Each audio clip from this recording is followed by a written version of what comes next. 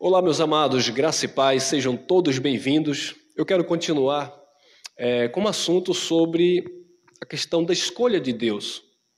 Nós estamos falando sobre a soberania de Deus. Vamos entender ou continuar entendendo esse tema. Carta de Paulo aos Romanos, no capítulo 9, versículo 14 em diante.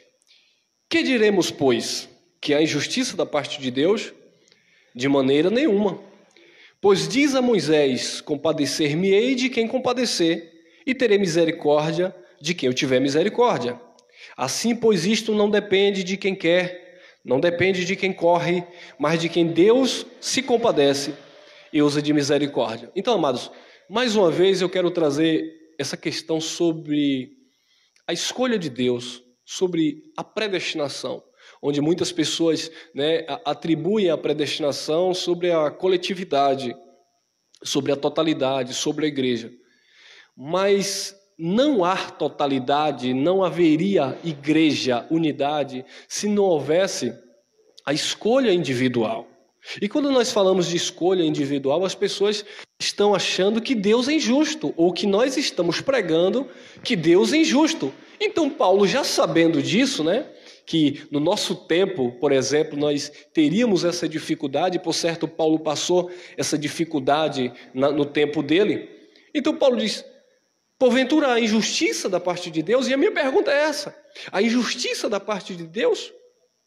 Porque Deus escolheu um grupo para a salvação, e Deus escolheu um grupo de propósito para cumprir um propósito para a perdição, desculpe aí a redundância. Então, amado, não há injustiça da parte de Deus. Um exemplo claro é quando nós vemos Jesus de Nazaré, ao chamar os 12 apóstolos, ele escolhe um que era da perdição, justamente aquele que o iria trair. Agora eu lhe faço uma pergunta, foi Judas que decidiu ser filho da perdição ou já estava profetizado que um amigo íntimo iria trair o Senhor? Bom, se já estava profetizado que um amigo íntimo iria trair o Senhor, ou seja, aquele amigo, entre aspas, íntimo, teria que estar ali no rol de amizade ou de discipulado de Jesus. E foi o caso de Judas. Então, quando nós lemos lá João, capítulo 6, abre lá sua Bíblia, João, capítulo 6, versículos 70 e 71. Jesus diz assim, não vos escolhi vós os 12, um de vós é um diabo, é um opositor, é um caluniador, é um traidor. Então, Jesus escolheu os 12 conscientemente de quem eram aqueles 12. E dentre aqueles 12, Judas Iscariotes, era filho da perdição. Livro histórico de João, capítulo 17, versículo 12. Jesus fazendo aquela oração pelos discípulos, e ele diz assim, Pai, de todos aqueles que o Senhor me deu, observe que foi Deus que havia dado a Jesus, todos aqueles que o Senhor me deu, nenhum deles se perderam, exceto o filho, aquele da perdição, falando de Judas. Então observe que Judas, amados, ele não decidiu ser filho da perdição. Judas não decidiu se rebelar contra Deus, já estava no plano de Deus, no propósito de Deus, escolher um filho da perdição para que traísse Jesus. No caso, ali foi Judas. Então observe a escolha de Deus. E Jesus disse, eu vos escolhi os 12, foi eu que escolhi vocês, não foram vocês que disseram, agora eu quero ser pastor, agora eu quero ser apóstolo, agora eu quero ser filho de Deus. Não foram vocês, foi o próprio Deus que escolheu para cumprir o seu propósito. Então, Paulo diz, a injustiça da parte de Deus? De modo nenhum, de maneira alguma. Pois ele disse a Moisés, compadecer-me-eis de quem eu compadecer, terei misericórdia de quem eu tiver misericórdia. Assim, isto não depende de quem quer, de quem corre, mas de quem Deus se compadece e usa de misericórdia. Olha, interessante que no versículo 17, Paulo vai trazer a memória de Faraó. E algumas pessoas usam a figura de Faraó para dizer que aqui era um caso específico, e não era um caso específico. Paulo usa esse exemplo de Faraó, mas para nos dar a entender dos propósitos das escolhas de Deus. 17. Porque diz a Escritura a Faraó, para isto mesmo te levantei, para em ti mostrar o meu poder e para que o meu nome seja anunciado em toda a terra. Então observe que Deus levanta Faraó, e lá em Êxodo, capítulo 7, a Bíblia diz, as Escrituras diz que Deus endurecia e amolecia o coração de Faraó. Deus brincava com Faraó, e isso é injustiça da parte de Deus.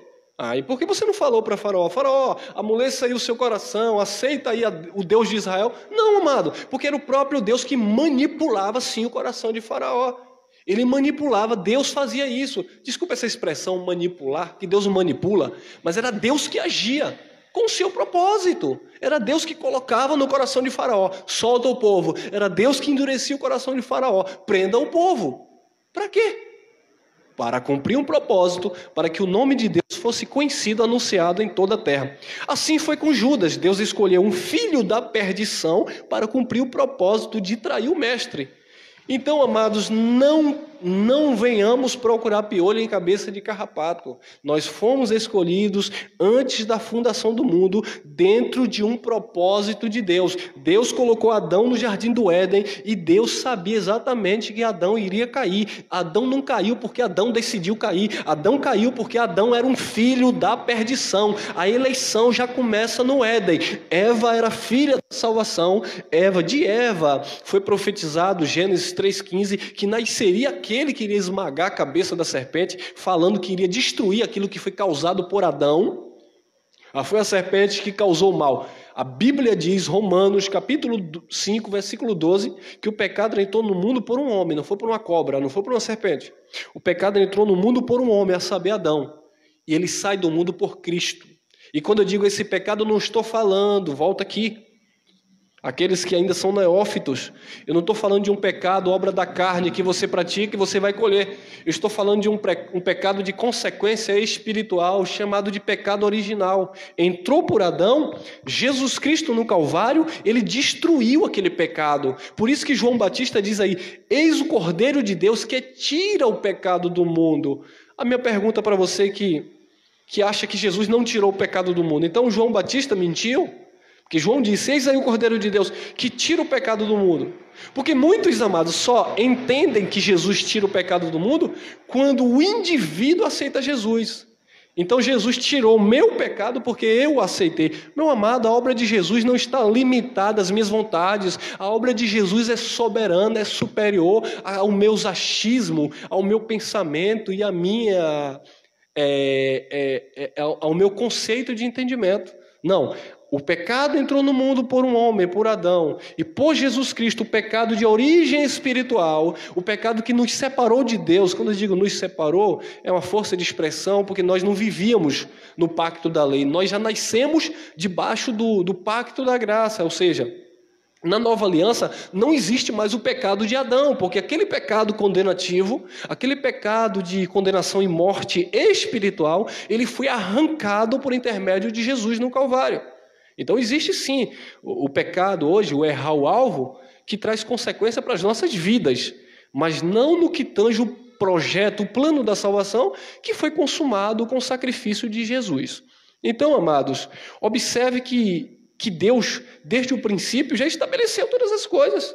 Não depende de quem quer, não depende de quem corre. Ele disse, para isto levantei Faraó, para em ti, para em Faraó, mostrar o meu poder, anunciar o meu poder sobre toda a terra. No versículo 18 diz assim, interessante, logo pois, compadece-se de quem quer e endurece a quem quer. Cadê agora falando unicamente de Faraó? Ele compadece de quem ele quer e ele endurece a quem ele quer. Meus amados, isso é soberania de Deus, isso é ação de Deus, é controle de Deus, é governo de Deus, isso é reino de Deus. Ele é Senhor sobre tudo e sobre todos, porque dele, por ele, para ele são todas as coisas. Quem pode endireitar o que Deus fez torto? Eclesiastes 7,13. Quem pode endireitar o que ele fez torto? As escolhas, os propósitos de Deus já foram estabelecidos. 19. Dir-me-ás então, porque queixa ainda o homem? Porque resiste contra a sua vontade? 20. Mas, ó homem, quem és tu que a Deus replica? Porventura coisa formada, que me fizestes assim? Então a coisa formada, nós fomos formados, criados em Deus, e eu vou decidir por que o Senhor me fez assim? Ah, Senhor, eu queria nascer com olhos azuis, eu queria nascer talvez mais alto, eu queria nascer um pouquinho mais baixo. Não, amado, nós não temos como escolher. Cadê o livre-arbítrio para escolher o que Deus quer para as nossas vidas? Ou que Deus já determinou para que nós venhamos viver? Se eu prego que eu tenho um livre-arbítrio, eu poderia escolher não ficar doente. Eu poderia escolher, por exemplo, não passar dificuldade. Ah, porque eu escolho. Então, já que eu escolho, então eu não aceito. Eu não quero ficar doente, eu não quero. Ah, mas você não quer, mas muitas vezes nós somos acometidos.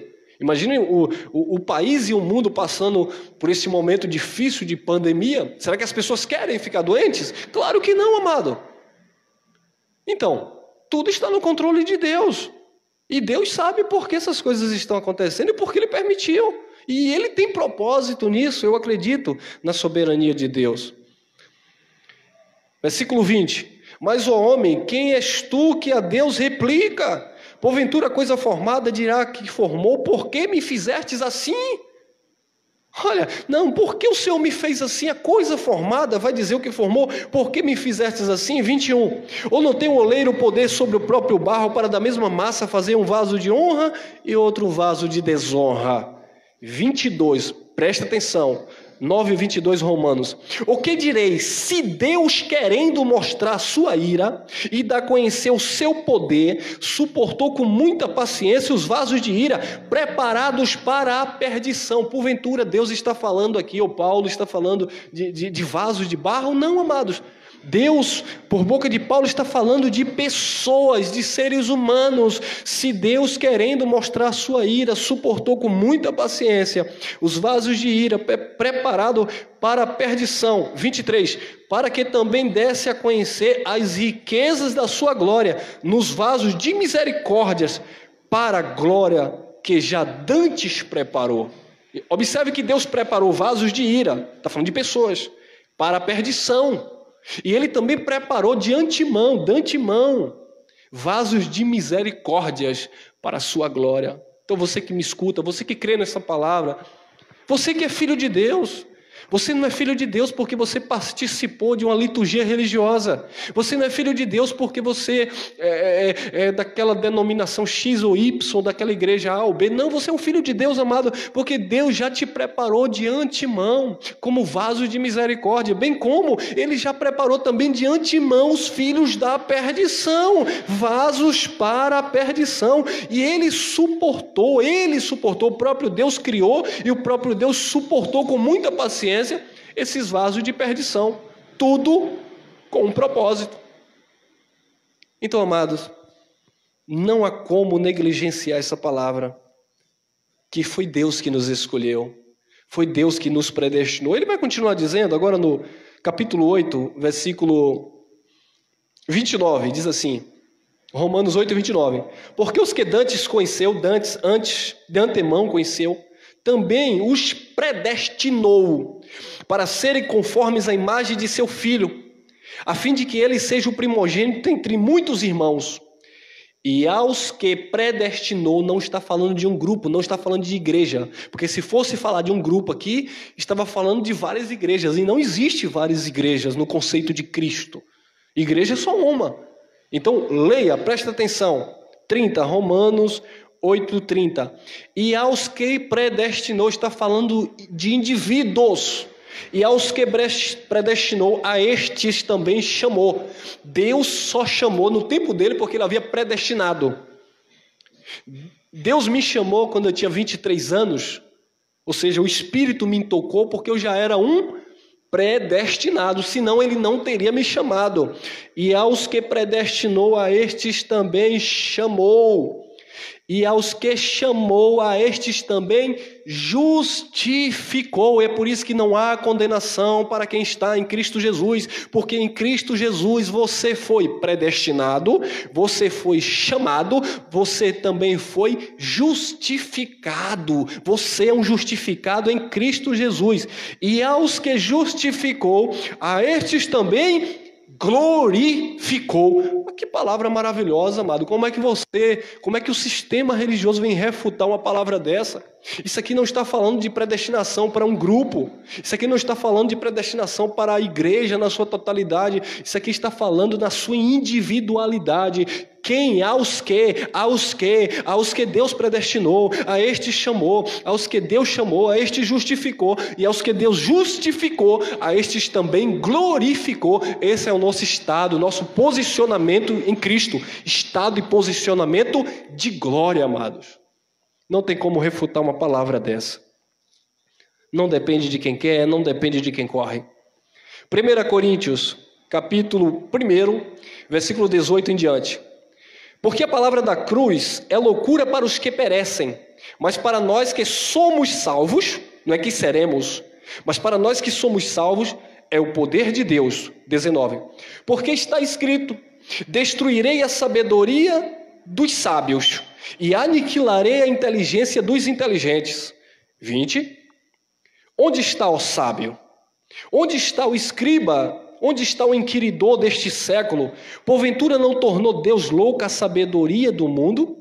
Visto como na sabedoria de Deus, o mundo não conheceu a Deus pela sua sabedoria, aprove a Deus salvar os crentes pela loucura da pregação. Os crentes não são os evangélicos. Os crentes não são os católicos, os crentes não são os espíritas, os crentes não são os religiosos, os crentes são aqueles que creem em Jesus. Então, quem crê em Jesus, aprove a Deus salvar aqueles que creem em Jesus. Pelo quê? Olha lá, 21. Visto como na sabedoria de Deus o mundo não conheceu a Deus pela sua sabedoria, aprove a Deus salvar os crentes pela loucura da pregação. Porque os judeus pedem sinal e os gregos buscam sabedoria. 23. Mas nós pregamos a Cristo crucificado. Nós não estamos aqui pregando o Jesus de Nazaré que estava cumprindo a lei. Ali foi um ministério de condenação e morte, amado. Jesus foi o substituto do seu povo. Jesus levou todas as maldições, maldito todo aquele que for pendurado no madeiro, já estava profetizado lá nos livros da lei. E Paulo afirma isso na carta aos Gálatas 3,13. Maldito todo aquele que for pendurado no madeiro. Então Jesus assumiu, ele foi o substituto do seu povo ali na cruz. Então a mensagem agora é cristocêntrica a partir da cruz. As boas novas, evangelho quer dizer boas notícias, boas novas. Evangelho quer dizer ministério da reconciliação. Evangelho quer dizer o ministério do Espírito. Então não é mais a lei, não é mais o cumprimento da lei através de Jesus de Nazaré. Você está depois da cruz, a mensagem agora é do Cristo crucificado. É o 23. Mas nós pregamos a Cristo crucificado, que é escândalo para os judeus e loucura para os gregos, mas para os que são chamados, não são para aqueles que aceitam Jesus, não são para aqueles que escolhem Jesus, são para aqueles que foram chamados. Olhe lá. Mas para os que foram, o 24, mas para os que são chamados, tanto judeu como grego, lhes pregamos a Cristo, poder de Deus e sabedoria de Deus. 25. Porque a loucura de Deus é mais sábia do que os homens, e a fraqueza de Deus é mais forte do que os homens. Porque vede, irmãos, a vossa vocação, que não são muitos sábios segundo a carne, nem muitos os poderosos, nem muitos os nobres que são chamados. Mas Deus escolheu as coisas loucas deste mundo para confundir as sábias. Deus escolheu as coisas fracas deste mundo para confundir as fortes. E Deus escolheu as coisas vis deste mundo e as desprezíveis e as que não são para aniquilar, para destruir as que são. 29.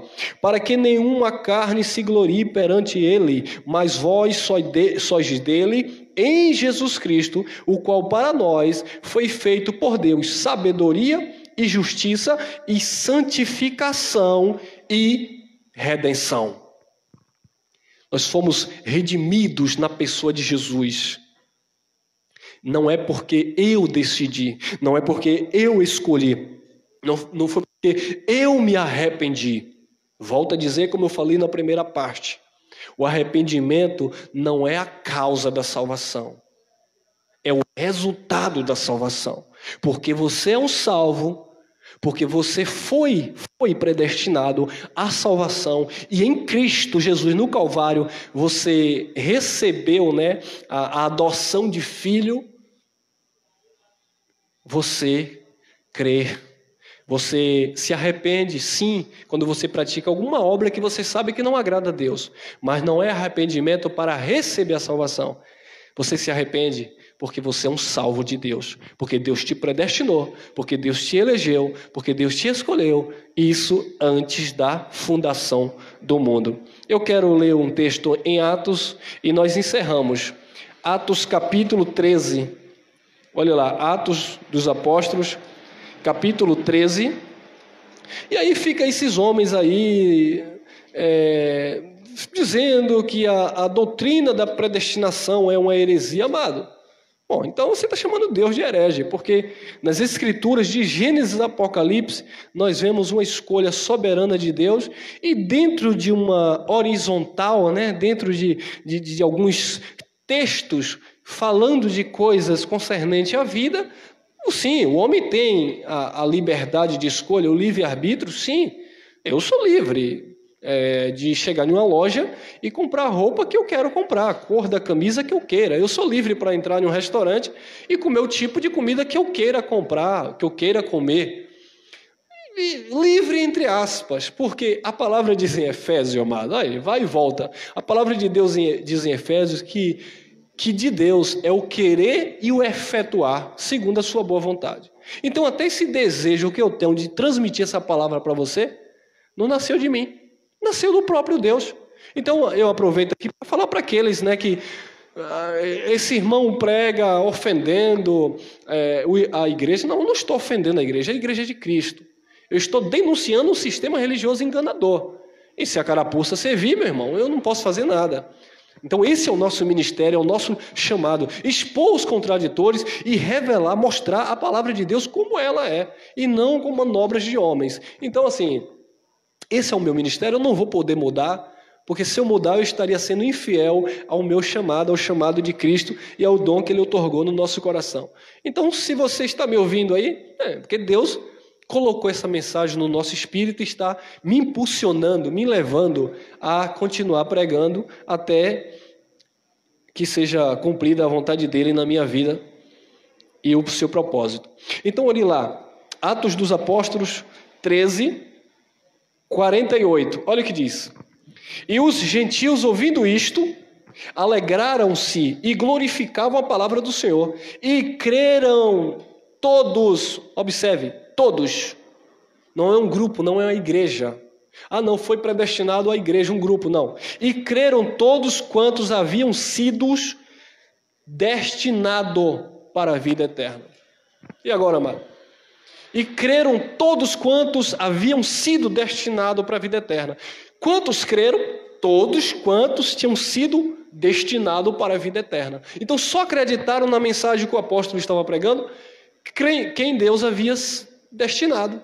Deus predestinou, Deus escolheu, Deus elegeu, e quando você que foi um predestinado, um eleito, um escolhido de Deus, ouve o evangelho, você glorifica a Deus. Deixa eu falar uma coisa aqui, mesmo você que não crê na predestinação individual, você não crê que Deus escolheu o indivíduo, você só crê em Jesus porque você é um predestinado. Você só crê em Jesus porque Deus te escolheu. Então, mesmo você não aceitando isso, você foi sim predestinado. A salvação não dependeu de você, não dependeu de quando eu tinha 23 anos que eu levantei a minha mão e disse eu aceito Jesus. Aquilo ali já foi um mover do próprio Deus. 1 Coríntios 12, 3. Leia lá. 1 Coríntios 12, 3. Ninguém diz, pelo Espírito, ninguém diz que Jesus é anátema, maldito. E ninguém também diz, ninguém confessa que Jesus é o Senhor se não for pelo Espírito. Então, se alguém diz que Jesus é maldito, que é anátema, essa pessoa não diz pelo Espírito. Essa pessoa não é filho de Deus, porque o filho de Deus, um eleito de Deus, um predestinado de Deus, mesmo ele andando nas obras da carne, mesmo ele andando nas feitiçarias, eles não vão dizer que Jesus é maldito. Eu já conversei com várias pessoas de diversas religiões. Por exemplo, um bandista. E eu perguntava para ele, você crê que Jesus é o Cristo? Ele disse, sim, Jesus é o Salvador, Jesus é o Filho de Deus. Tenho até alguns amigos, né, que podem até estar me acompanhando aí, que são praticantes, né, do candomblé ou do espiritismo. Sim, e aí? Eles creem que Jesus é o Filho de Deus. Então ninguém diz que Jesus é maldito, anátema, pelo Espírito. Bem como ninguém pode confessar que Jesus é o Senhor se não for um processo do Espírito. Então quando você, naquele dia como eu, chegou em um determinado lugar e levantou a mão, porque o pastor fez o apelo e aceitou, entre aspas, Jesus, você só fez isso por causa do Espírito que já estava em você. Você não fez isso porque você disse assim, a partir de hoje eu quero ser filho de Deus, a partir de hoje eu quero ser salvo, a partir de hoje eu não quero ser mais da perdição, a partir de hoje eu vou escolher morar no céu. Não, meus irmãos, aceitaram, receberam a palavra que Paulo pregava, todos quantos havia sido destinado para a vida eterna. Então fica aqui mais esta mensagem para você aguçar o teu entendimento, aperfeiçoar o teu entendimento e ser edificado pelo Espírito Santo, em nome do Cristo que vive e reina para todo sempre. Graça e paz.